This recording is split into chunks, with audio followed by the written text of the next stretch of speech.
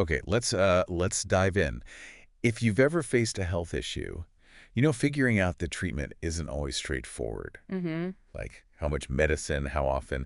It can feel a bit like a puzzle sometimes. Oh, absolutely. And that's definitely true for, well, for many treatments, including hyperbaric oxygen therapy. Deciding the dose, the right amount, the right schedule, it involves quite a few pieces. Exactly. So this deep dive is all about getting into that, understanding what goes into deciding the dose for hyperbaric oxygen. Right. We're using insights from some detailed expert sources to help you understand the options, why there's sometimes variation, and, well, what the evidence points to. Yeah, the goal is really just to make it a bit clearer so you feel more informed if this therapy comes up. Okay, so let's start with the basics then. Dose versus dosage. What's the difference here specifically for hyperbaric oxygen? Sure. So think of maybe a vitamin pill.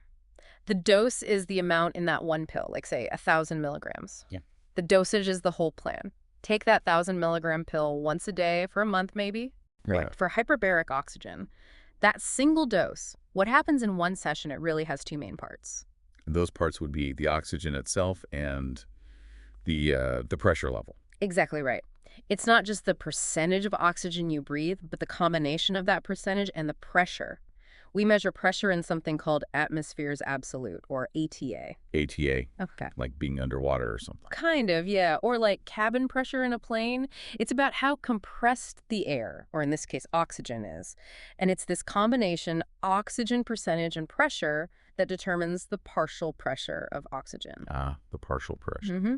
That's the effective amount of oxygen that actually pushes into your body's tissues. That's the real dose your cells are getting. So it's the partial pressure that's the key number we're looking at. Precisely. And, our sources show you could technically get the same partial pressure by breathing, say, less oxygen but at a higher pressure, or more oxygen at a slightly lower pressure. Yeah, and even when you're breathing nearly 100% oxygen, in practice, it might not be exactly 100% getting to you. Things like how long it takes the chamber to fill up, or tiny leaks around a mass, Okay, that makes sense.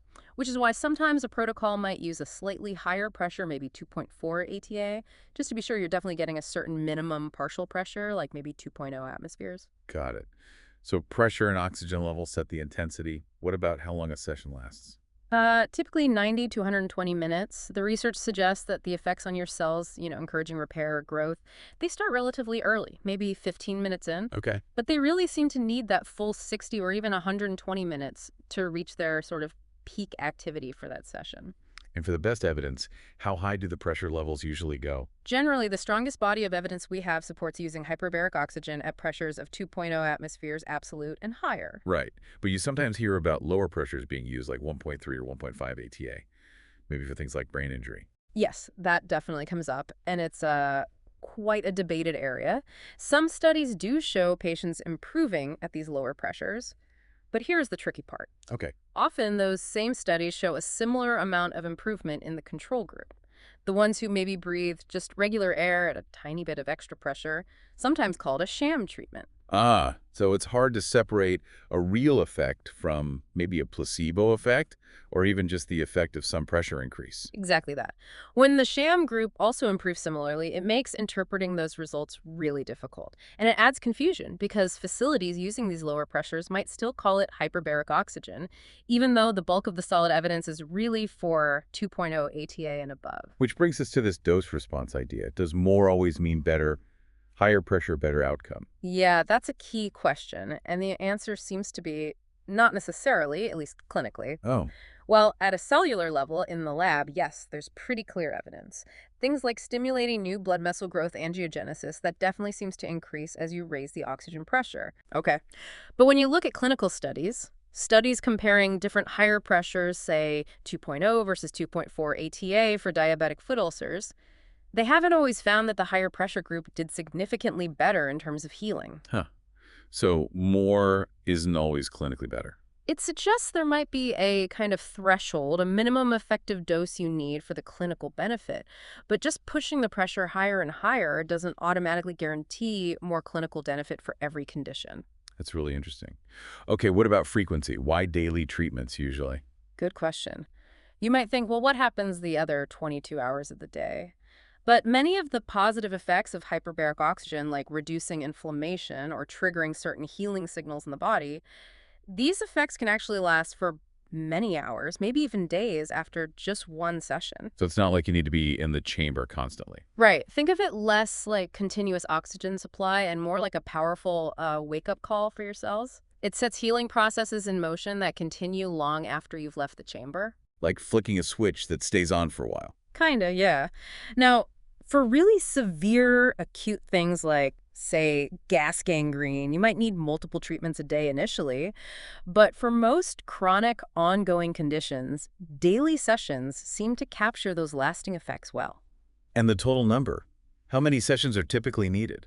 Yeah, for most of these chronic conditions, you definitely need a series of treatments. The effects tend to build up over time. Additive effects. Exactly. Studies show things like stem cell mobilization, getting those repair cells out into the bloodstream. That increases significantly after maybe 20 sessions compared to just one.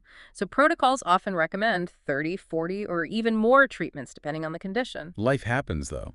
What if someone has to miss a treatment here or there? That's a common concern, and it kind of depends on why you're getting the treatment. For some issues, maybe like late radiation tissue injury, occasionally missing a session might be tolerated, although getting the total number prescribed is still really important. But not always. Well, for something like diabetic foot ulcers, the evidence is quite strong. Studies show that missing treatments or having a really interrupted course, like maybe less than 3 sessions a week for a couple of weeks, that significantly reduces the chances of healing compared to completing the prescribed course consistently. Wow, so consistency really matters there. It really seems to, yes. So the advice is generally to try and attend as many of your scheduled sessions as possible, especially for conditions like diabetic foot ulcers where the data shows it makes a difference to the outcome. Okay, so that's a lot to weigh up then. It really is. Yeah. It shows that while pressures generally between 2.0 and 2.5 ATA seem well supported by evidence for many common conditions, figuring out that absolute perfect plan, the exact pressure, the duration, the frequency, the total number, it isn't always black and white. The balancing act. Yeah, balancing what the evidence suggests for a specific condition, like those diabetic foot ulcers or radiation injury, with individual patient needs, and sometimes even practical operational factors, too. And it underlines that hyperbaric oxygen is a medical treatment, something that needs a prescription.